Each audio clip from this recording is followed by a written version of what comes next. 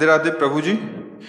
महाराज जी, जब परमात्मा का नाम लेते हैं तो दो तरीके समझ आए। एक तो जिह्वा से बाहर नाम लेना, दूसरा ऐसा पुकारना जैसे पास के कमरे में से माँ भाई बहन को पुकारते हुए बार बार बुलाना, इस भाव से वो सामने आ जाएं। मेरा मार्गदर्शन करें महाराज जी, मैं दोनों में से किस तरीके से बुलाऊं? मतलब एक तो जिह्वा से बाहर लेके और एक तो पुकारते हुए। देखो, एक होता है वाचिक, फिर होता है उपांश, फिर होता है मानसिक। परा पश्यंती मध्यमा वैखरी, ये वाणी है जो हम बोल रहे हैं, वैखरी वाणी।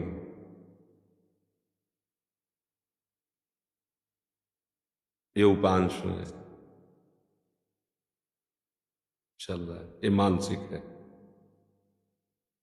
बिल्कुल शांत मन, शांत इंद्रियां, और परावाणी से भजन हो रहा है। तो हमें अपनी स्थिति देखनी कि हमारा भजन कहां से कहां तक पहुंचा है। यदि हमारा थोड़ा मानसिक जप करने के बाद मन भाग रहा है तो हमें मानसिक जप पे ज्यादा नहीं टिकना चाहिए, हमें तुरंत वाचिक पर आना चाहिए। भाग रहा है ना, अब वो बनेगा नहीं सही। अगर हमारा मन थोड़ा हमें सहयोग कर रहा है तो उपांश जप में आ जाना चाहिए। ऐसे अब लग रहा है कुछ जप रहे हैं, पर क्या जप रहे हैं, कुछ लग रहा है ऐसा। मानसिक जप ये होता है, सामने मंत्र है, कान में सुनाई दे रहा है, आंख में एक एक अक्षर जमा हुआ है, और अंदर से परावाणी से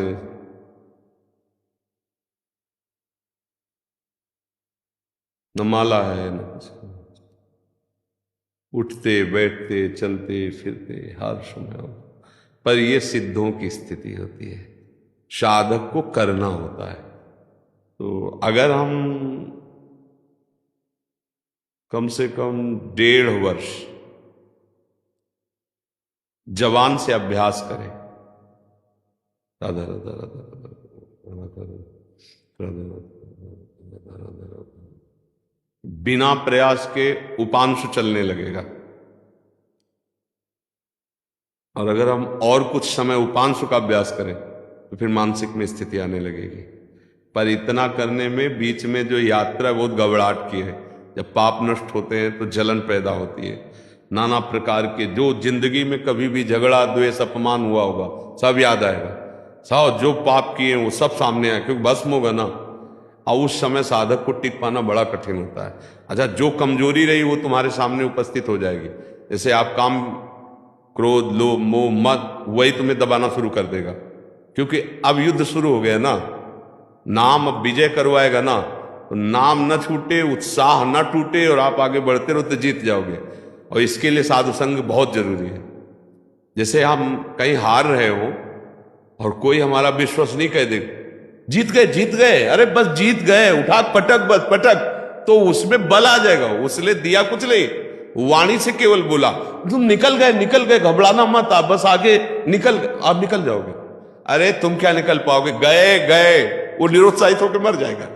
क्यों? उत्साह बढ़ा। तो संत संग क्या करता है, हमें रोज उत्साह बढ़ाता है भगवत भजन के लिए, भगवत प्राप्ति के लिए। तो हम अपनी स्थिति को देखें कि हमारी स्थिति क्या है।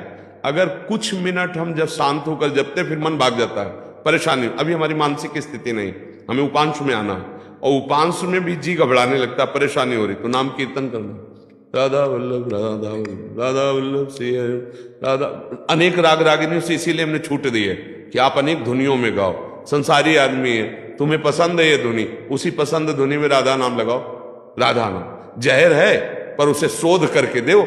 जब शोध करके दोगे तो दवाई का काम कर जाएगा। संसारिक ध्वनि है, पर लगाओ राधा नाम उसमें, और आप गाओ राधा राधा राधा, तो भाव कुभाव अनखाल सहु, नाम जपत मंगल दिशि दसहु। समझ पा रहे प्रश्न करता जी?